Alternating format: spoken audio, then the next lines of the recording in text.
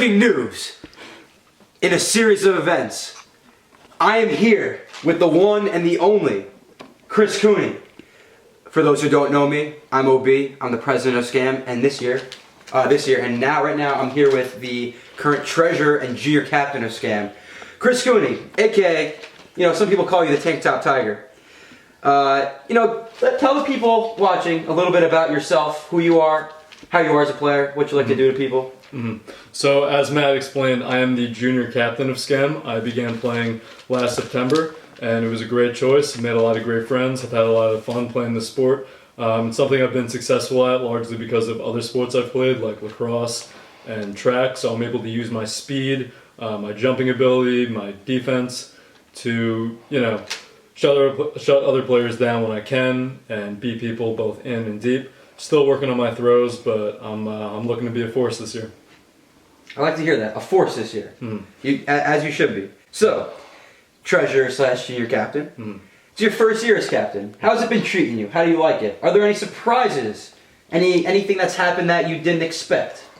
So I'd say the biggest surprise so far has just been the players from last year who may not have been as impactful, who have really stepped up this year. We had a lot of great seniors last year who graduated, and seeing guys like Luke Lorfink and Pierce O'Connell step up to the task and prove themselves as valuable pieces on the field. Other guys that were on B team, I was on B team for a few weeks last year. I moved up.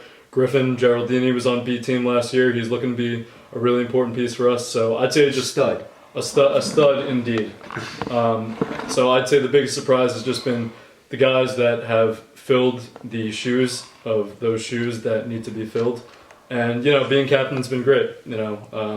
It's frustrating at times when people do silly things on the field, but overall it's been a great experience. So, turning the discussion more on the team now as well. So, as you know, we recently split into A and B about 2 weeks ago, and now we've had 2 weeks of A practice. Specifically regarding A team, we have a new coach in David Bowers, who has been a great help to our team thus far. A great help. At this moment, how do you think A team is looking, in terms of talent, and then what do you expect for the outlook in terms of having Bowers as a coach, his first year helping SCAM, and also give us your expectations for the team going forward. So there's a lot to unpack there. I think our A team is solid right now. We got a few studs on the team that are really going to help us in those games against the better teams in our fall semester. I think that a lot of guys on our A team really do need to step up though. We're learning new systems. We're learning Hostak really for the first time. It's something we didn't really learn last year. But I do have high expectations for our team because I know we got a lot of hardworking guys that are gonna, put on their cleats, tie them in a knot, and then twist the knot, and then pull the knot, and then they're gonna run on the field. They're gonna stretch. They're going to bring it around town. They're going to do knee to chest. They're going to do a lot of other stretches. And then after they're done stretching, they're going to start working. Now, one issue that we've been having is people not being focused on the field, people not knowing the force, which is totally unacceptable. There are people who simply cannot throw very well that are on A team because of athleticism that they have. That's something we need to clean up. Everyone has to be an efficient thrower. At the very least in the short distance. But my expectations are still high because I know we got a lot of hardworking guys, we got a lot of athletes on our team, and we got guys like Dan Bishop that need improvement, but he'll get there. He'll get there. You're going to get there, Dan. You're going to get there. So, I have a follow-up question from that answer. You talk about people tying their shoes and, getting on the field and stretching. And you talked about something called bringing it around town. Can you demonstrate for the viewers what a bringing it around town is, for those who don't know? So the Bring It Around Town was first introduced by SpongeBob back in probably 1999 or 2000. So the basic premise is you spread your legs a little bit wider than shoulder width. If you want to bring it down to the feet, just to get the demonstration. And then you put your hands on your hips and you simply just bring it around town, and you keep going for a couple loops around the town. And then eventually, when the town has been looped, you bring it back around town. So it's like you're bringing it home. And this is a system that, or not a system, it is an implementation that I implemented under the direction of my mind, because I felt as if we were not bringing it around town enough. And it is the first stretch that we do. And I think it has done wonders for our team. I think our hips are a lot more flexible than they were last year. I'm on tonight, you know my hips don't lie, and I'm starting to feel it's right. I feel like we're more, I think hip mobility is one of the most underrated aspects of sports, and because of this, we do bring it around town every time we practice. So, who do you think on the team brings it around town the best? You've watched everybody stretch. You know that some people don't give the best effort on it. Some people go hard. Who do you think brings it around town the best? Give them a shout out. You know, but before I will, but before I do, you're very correct in saying that some people do not bring it around town well enough. One of those people is Dan Bishop, who needs to both improve on the frisbee field, but also improve at bringing it around town. And maybe if he brought it around town better, he would be a better player. Nevertheless, I would say that Spencer is great at bringing it around town. I would say that Winter is great at bringing it around town. Winter has one of the most, Winter has some of the most flexible hips on the team, and I think that Murr is a little uneasy about bringing it around town, but I think he's going to get there, and I think once he does, he's going to be bringing it all the way around town. So how would you rate my bringing it around town? You know, Matt, I'm not really looking at you when we bring it around town, since I'm next to you when we stretch. I'm more looking at the guys across from me. But I would say you're probably decent at bringing it around town. That's what I want to hear. Maybe you should look at me next time. Okay. So, sorry, that was a little off topic. Moving on. So, there's a lot of new things going on this year. We're learning a lot of new concepts, a lot of new different zones, post stack, that kind of thing. As a D-line captain, what have you liked so far? What things have you liked learning, and what things you still want to learn, and incorporate in your D-line systems? So I love host stack. Host stack was one of the things that I pushed for coming into this year, because I felt like there was an issue with our offense last year in terms of being too predictable. So I've loved host stack. Sometimes it's a little clunky. Our spacing isn't always the best, but we've seen moments where it's looked really fluid. And we've had set plays come out of host stack that are kind of unstoppable, plays that have completely caught me by guard and that I'm sure will catch other teams by guard. We learned a new zone this year, the 3-3-1. That's something we'll implement. Anything I haven't liked, I really just, it's less about the systems that I haven't liked, more about, people not holding the force. Use the force, Luke. How anyone could forget the force is beyond me. I mean, you're standing in one direction, and how anyone could possibly not know the force on the field is simply unacceptable. It might be considered blasphemy if we're being honest. Yeah, and honestly, under David Bowers' tutelage, we should not be forgetting the force. Other than that, I've liked the systems that we've ran, and I think we have a lot of potential to improve on those systems under David Bowers' tutelage.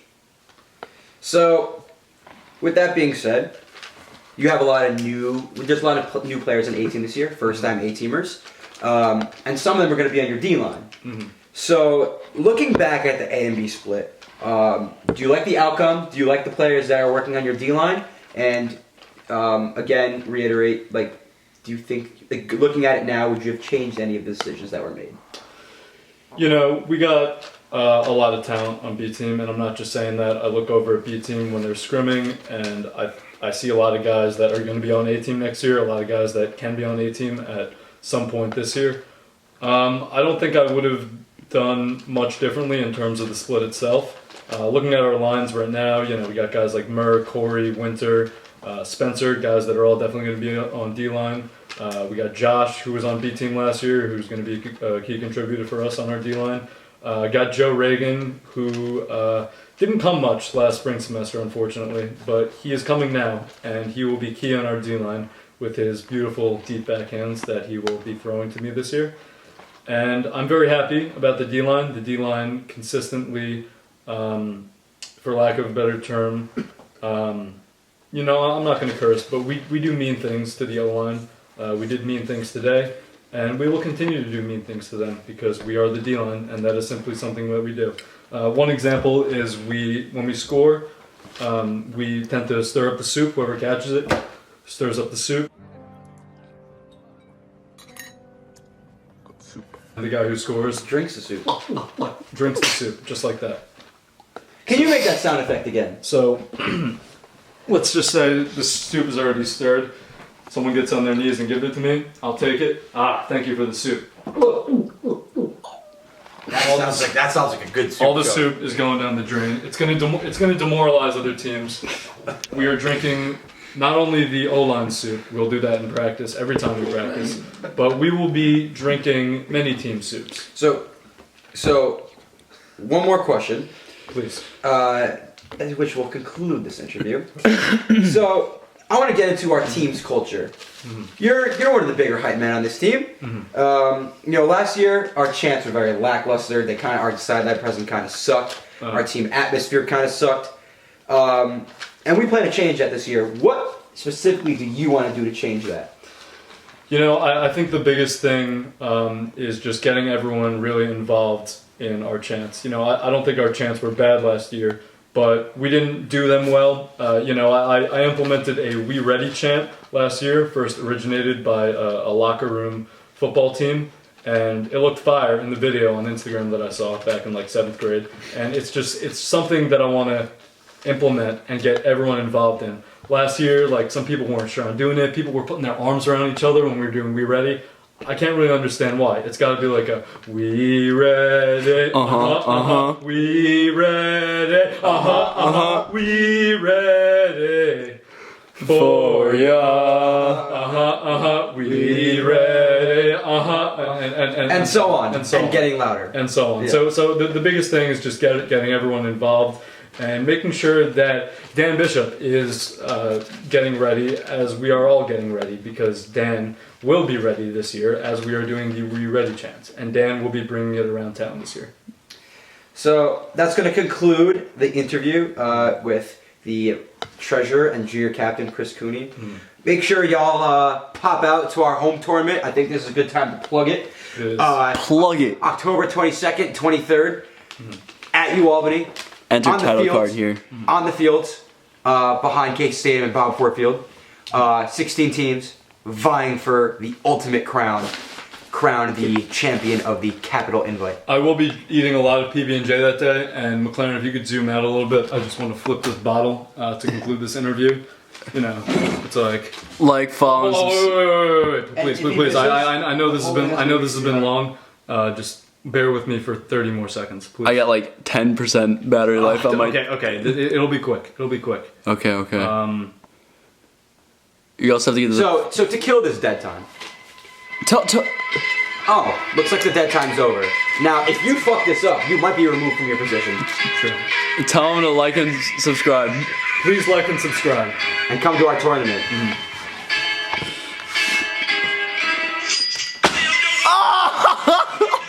Dude, so how does that affect your ego? That will conclude this interview. Big fucking scam on 3. Hopefully we'll be seeing Chris Cooney at the tournament after that. Hopefully he's not too dead inside. Alright, let's get a big fucking scam on 3. 1, 2, 3.